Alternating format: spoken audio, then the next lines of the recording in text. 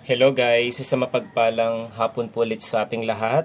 Kayo po ay nasa munting hardin ni Sir Mayo Vlogs, and for today's update and for today's vlog, it's another plant update para sa aking halaman na Philodendron Lemon Lime.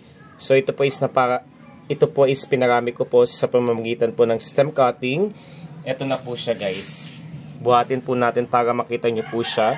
Marami na po siyang supling babies or anak ang kanyang naibigay. Ito po yung stem cutting.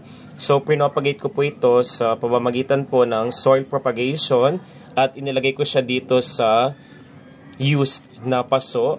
Ito po yung pinaglagyan ng aking propagation din po ng same variety ng philodendron na tinatawag na Philodendron Orlando. So, nakakatuwa po dahil naging matagumpay po since wasak na po ang kanyang planter, is recommended na ililipat po natin siya dito sa white pot na ito. Ayan. So gumamit po tayo ng loam soil para po maganda po ang pagtubo ng ating mga halaman. So tatanggalin na po natin ito. So hindi na, kita nyo po diba medyo sira na talaga ang kanyang pinaka planter. Ayan. Ito siya guys. Medyo malutong na po dahil matagal na po itong halaman na or yung lalagyan na ito. Oops, dahan-dahan.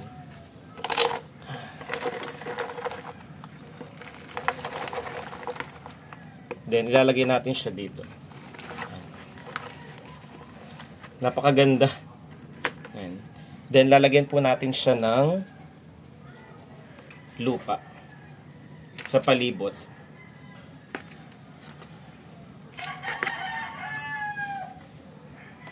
Napakaganda ng kulay niya guys, 'di ba?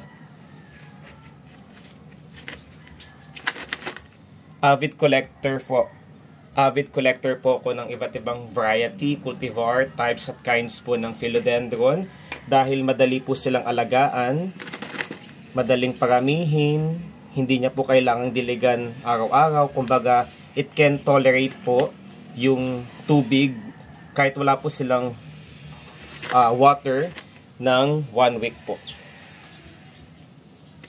So isa rin po ang halaman na ito sa napakaswerte dahil perfect po ang ganitong kulay na neon green, lemon lime sa Year of the Wood Snake. So madali lamang po ang pagre-repat. Bakit nga ba patuloy ako sa pagkaparami ng ganitong halaman? Dahil considered po siya as air filtering at air purifying plants po. Sila po is nagtatanggal ng mga hindi kanais-nais na elemento sa hangin, kagaya ng formaldehyde, benzene, trichloroethylene, toluene, carbon monoxide, methane gases, at marami pa pong iba. So para po gumanda, pwede nyo po siyang lagyan ng pebbles mismo sa palibot na o sa mismong ibabaw ng lupa. Napakaganda po. Pwede po siyang gawing centerpiece sa tractor. Pwede po siyang ilagay sa center table, gawing lucky charm, centerpiece sa inyong living room space. Pwede rin po siya sa workplace, sa study table, sa work table, sa bedroom, sa living room, sa main door para po ito po magsilbing taga-haltak ng mga posibleng biyaya sa kaperahan, sa pananalapi. Kumbaga kapag napamulaklak mo ang ganitong halaman, ay tunay na maswerte dahil bihira lamang po ang pamumulaklak ng ganitong Philodendron Lemon Lime.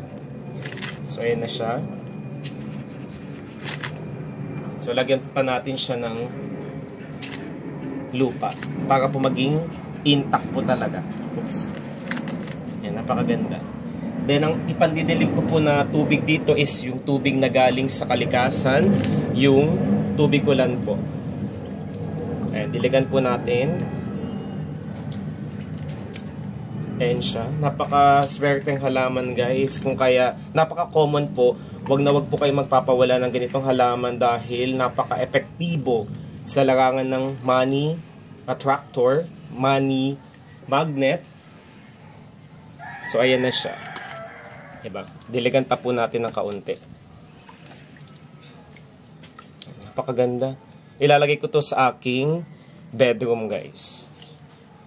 Kasi nakakatulong pong halaman na ito para po maglabas ng isang napaka-presko, napaka-natural, napaka-kaaya-ayang oxygen na siyang kinakailangan po natin para po mabilis po tayong matulog. Dahil kapag nagkaroon po tayo ng kompletong tulog ay magagampanan po natin ang ating trabaho ng may kahusayan at ng kaaya-aya. Short update lamang po ito, guys. Ayan. Napakaganda niya po, di ba? Ayan. So, short update. Maraming salamat, guys. So, walang sawang pagmamahal at suporta. Ingat po tayong lahat.